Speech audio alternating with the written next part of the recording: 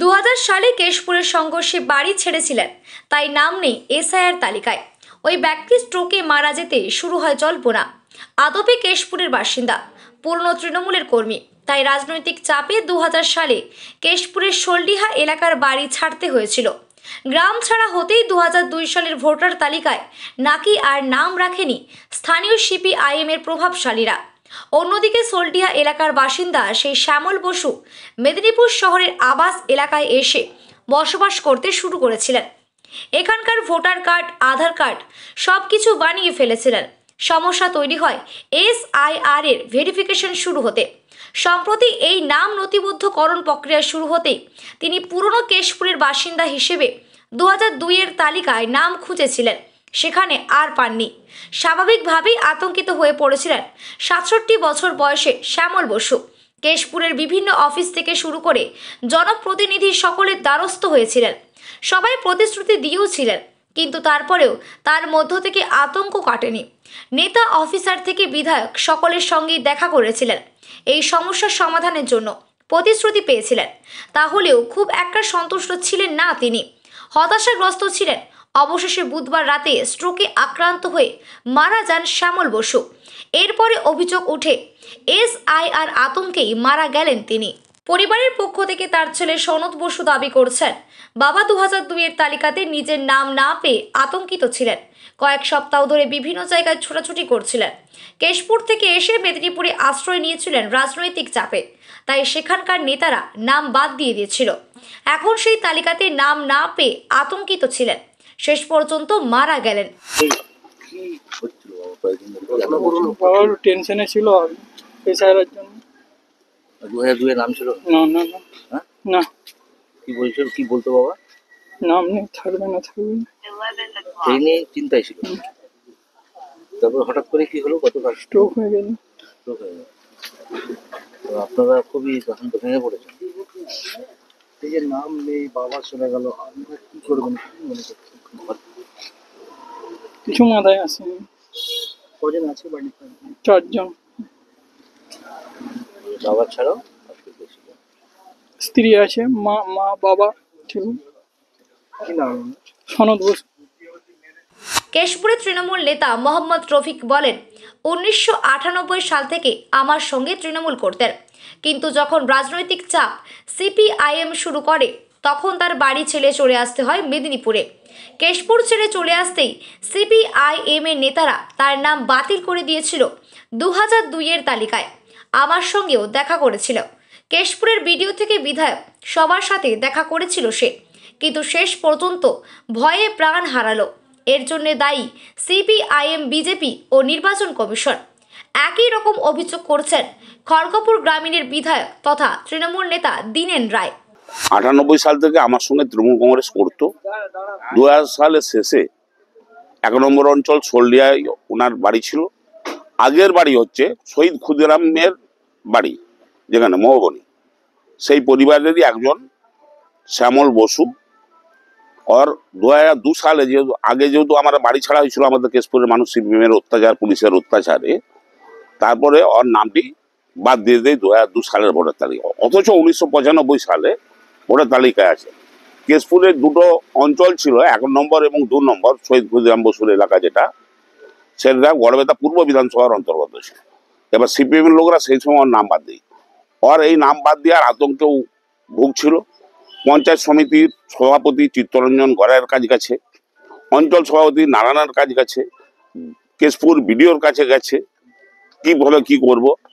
আমার কাছেও এসেছিল, আমিও বুঝিয়েছি যে এই ব্যাপার, যে কোনো একজনের নাম থাকলে সেই রিলেশন ধরে আপনার নামের কোনো অসুবিধা হবে না। ওই আতঙ্কে কদিন ধরে ও কোনো মতেই কারোর সঙ্গে সেরকম যোগাযোগ রাখছিল না, খুব আতঙ্কে ভুগছিল।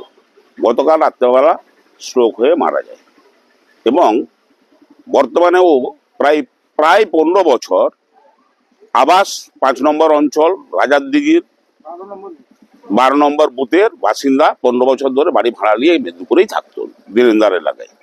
এখানে ভোটার কার্ড হয়েছিল, পরে এখানে ভোটার কার্ড হয়েছে।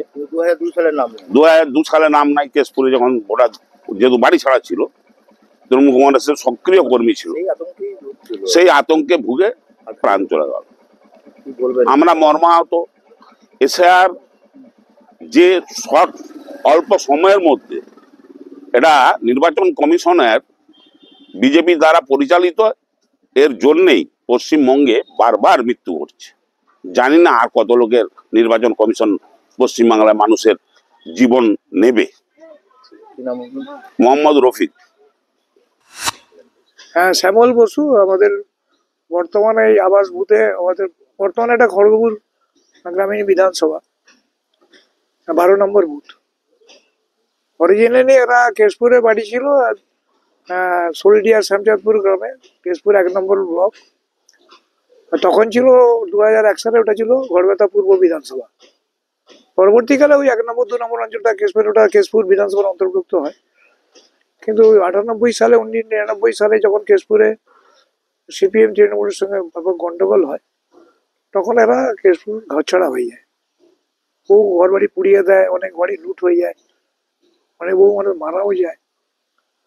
তখন থেকে এরা ঘরছাড়া। এবার যারা যারা ঘরছাড়া তখন হয়েছিল, বহু মানুষ তাদের ওরা সিপিএম ওদের নামগুলো বাদ দিয়ে দিয়েছিল। তার মধ্যে এই শ্যামল বসুর পরিবারও ছিল, শ্যামল বসু ছিল। এরপর থেকে ওরা এখানে আসে কিছুদিন। আমাদের রাইসিতে তৃণমূল কংগ্রেসের যে ক্যাম্প ছিল, বহু ঘরছাড়া ছিল কেশপুর, গড়বেতা, বিভিন্ন জায়গা, সেখানে কিছুদিন কাটিয়ে পর তারপরে ওগুলো তো শিবিরগুলো বন্ধ হয়ে গেল আস্তে আস্তে, সম্ভব নয় চালানো। তারপরে ওরা একটা ঘর বাড়ি টাড়ি নিয়ে টুকটাক কাজের ধান্দায় যে যার ঘুরলো। ও টুকটাকে এদিক সেদিক ও কাজ টাজ করলো, রাজমিস্ত্রি জোগাড় টোগাড় করে, কিন্তু ও বোনাদি বাড়ির ছেলে, ওদের বিশেষ সম্বন্ধে অনেক ছিল, কিন্তু এখানে খুব কষ্টে কাটিয়েছিল, তারপরে এই করে চালাচ্ছিল। তখন থেকে ওরা এখানকার ভোটার হয়ে গেছে।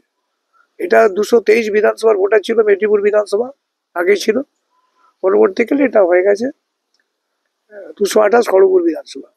5 নম্বর শিরোমণি অঞ্চল, 12 নম্বর বুথ আবাস বুথ। এখানে ভাড়া বাড়িতে থাকতো। আর কয়েক বছর কিছুদিন ওরা আমাদের সিদ্ধেশ্বরী কালী মন্দিরে নাইট গার্ডের কাজ করছিল বলে শুনলাম। তাই এই যে আতঙ্কে ও কয়েকদিন ধরে এসেছিল, পরশু আমার কাছেও এসেছিল। এসে বললো, দাদা আমার 2002 সালের নাম তোরা বাদ দিয়েছে সিপিএম কেটে, আমার নাম নাই, তাহলে আমার কি হবে? আমার কি রেশন টেশন বন্ধ হয়ে যাবে? আমি কি আর পাবো নি? সবাই বলছি রেশন নাকি বন্ধ হয়ে যাবে, খাবো কি? আমি বললাম টাটার খুশি হয়নি, তোদের নিশ্চয়ই থাকবে। তারপরে আমার কথা না মেনে আমাদের যে পঞ্চায়েত তাকে বলছিল। তারপরে ও কেশপুরে গেছে পঞ্চায়েত সমিতির সভাপতি চিত্তকরের কাছে, যে আমারটা কি হবে। তখন কেশপুরে আবার ভিডিওকে বলেছে, কেশপুরের ভিডিও বলছে আপনার নাম কেটে বাদ দিলে আপনার তো বলছে 95 সালের কার্ড তো আমার আছে, আপনার ঠিক উঠে যাবে, ফর্ম ফিল আপ করুন, না উঠলেও উঠে যাবে। তারপরেও কেশপুরের 1 নম্বর অঞ্চলের যে দায়িত্বে আছে আমাদের নারায়ণ ভূঁইয়া, তাকেও ফোন করেছিল। এরকম করে ঘুরে ঘুরে যাচ্ছে আর কি, সবার কাছেই যাচ্ছে। আবার কি আতঙ্কে প্রচুর ছিল। এমনি নির্বিবাদী মানুষ সবাই। এবার জামাই টামাই বলতো, 3টা গ্রামে আমাদের পাশাপাশি ওর বাবা যাতায়াত ছিল, সবার কাছেই যেত, ভালোবাসতো সবাই ওকে। কিন্তু টেনশনে ছিল। ফর্মটা যখন জমা দিতে যায়, একজন বললো বিএলওর কাছে স্কুলে, তখন দরদর করে ঘামছিল, মানে এত ঠান্ডার মধ্যে ঘামছিল এবং হাত পা গুলো কাঁপছিল। দিদিমণি আমার নামটা উঠবে তো? সঙ্গে যারা ছিল তাকে বললো তুলে দেবেন, তো নার্ভাস হয়ে গেছে। তারপরে 7:30টার সময় কালকে বোনাটা বললো, দাদা এরকম শ্যামলের খুব হঠাৎ করে বুকে ধড়ফড় করছে, ডাক্তার কাছে নিয়ে গেছি। ডাক্তার বলে করা কিছু নেই, হাসপাতাল নিয়ে যাও। হাসপাতালে যেতেই বলছে ও মারা গেছে, হার্ট অ্যাটাকে মারা গেছে। এই যে ঘটনা, মর্মান্তিক ঘটনা। এখন সবাই অনেকে সহ্য ক্ষমতা আছে, সহ্য ক্ষমতা নেই, টেনশনে ও শেষ হয়ে গেল শ্যামল। এটা মানুষের বক্তব্য, ওদের পরিবারে আমাদের সকলেরই ধারণা। আমার বাড়িতেও পরশুদিন এসেছিল, অনেক বলেছিল দাদা আমার হাত নামটা থাকে। ও সবচেয়ে বড় ওর একটা বাড়ি পেয়েছিল, এই বাড়িটা ওর কয়েকদিন পরে ঢুকতো। বাড়িটা প্রায় 90% কমপ্লিট হয়েছে, ও বাড়িতে ঢুকতে পারলো না। মমতা বন্দ্যোপাধ্যায় যে বাড়িটা দিয়েছে গরিব মানুষদের জন্য, তাতে বেচারে একটা ঘর পেয়েছিল। সেই ঘরটা অনেক কষ্ট করে ধার দেনা করে আরো কিছু পয়সা লাগাতে হয়েছিল, ঘরটা তৈরি করছিল। ঠিক আছে, আপনার নামটা? দীনেন রায়।